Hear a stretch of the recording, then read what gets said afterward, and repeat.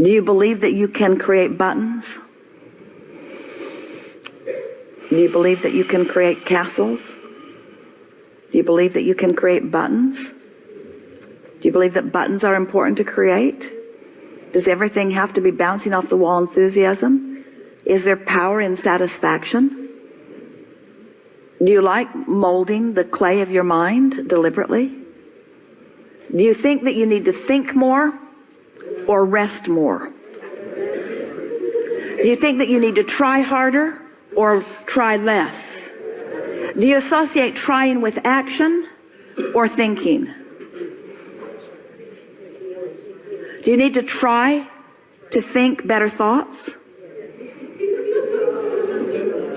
It was a trap. Do you need to try to think better thoughts? Or do you need to relax into better thoughts? Will the better thought come in the relaxation? Is the better thought already there? Is the better thought a manifestation that will flow into your grid if you will allow it? So, do you think that you get more done with your long list of things you need to do? Or do you get more done by allowing yourself more leeway? If we were standing in your physical shoes, we would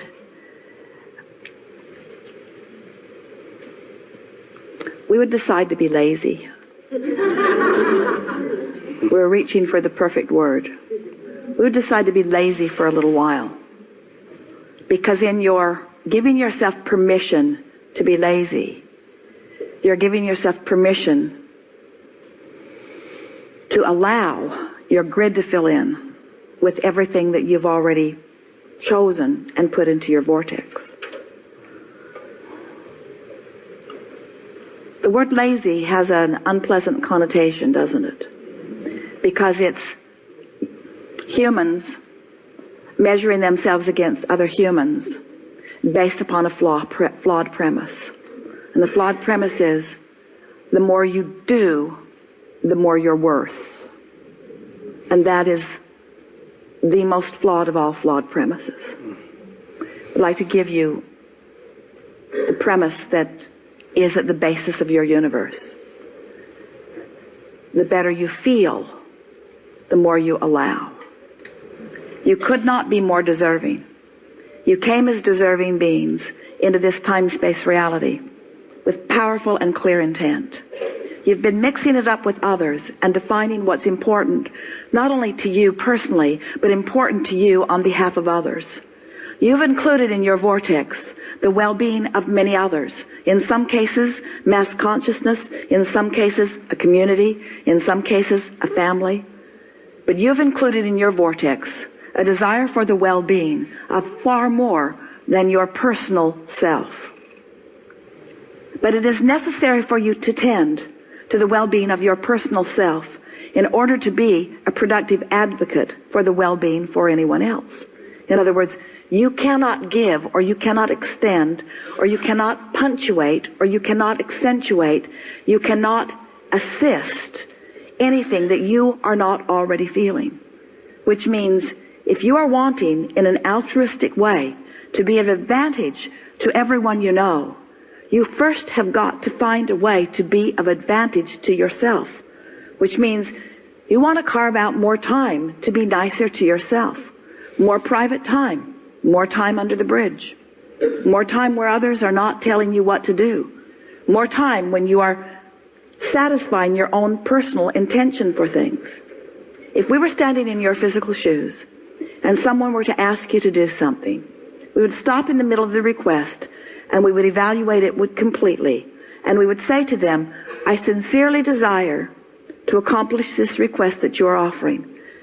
And it is my expectation that I will be able to do that since I am in this relationship with you and you are requesting it of me, employer or mate or parent or child or whoever it is.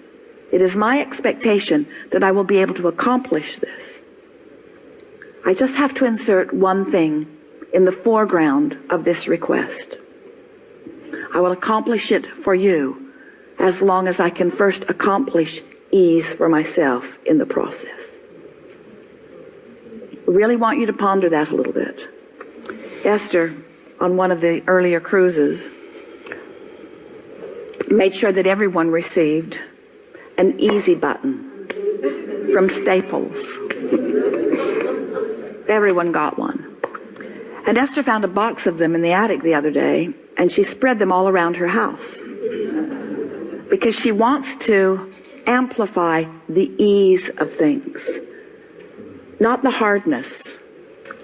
She wants to no longer justify the well-being that flows to her by pointing out how hard she's working in relationship to others. She wants to emphasize the well-being that's flowing to her by remembering the vibrational alignment that she is achieving. If we were standing in your physical shoes, we would do these things every day and then anything else that you have time for. We would meditate for 15 minutes every day, which means we would quiet our mind with the simple intention of allowing our cork to float. We would go outside no matter what the weather, and we'd move around in it in appreciation of this planet. We would look up and around, and we would find things to acknowledge, and we would talk about them right out loud. Esther walks through her gardens and says to everything, "You are my favorite.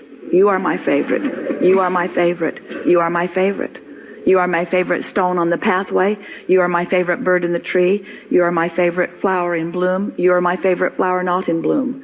You are my favorite tree. You are my favorite bush. You are my favorite frog. You are my favorite frog. You kept me awake all night, but you are still my favorite frog." In other words, so first thing, meditate. Second thing, spend more time outside. Third thing, we would buy a notebook.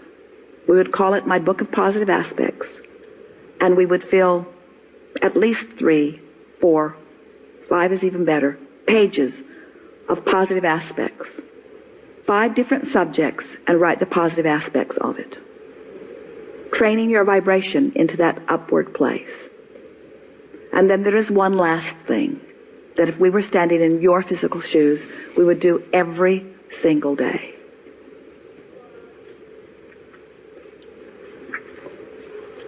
We would look upward and outward.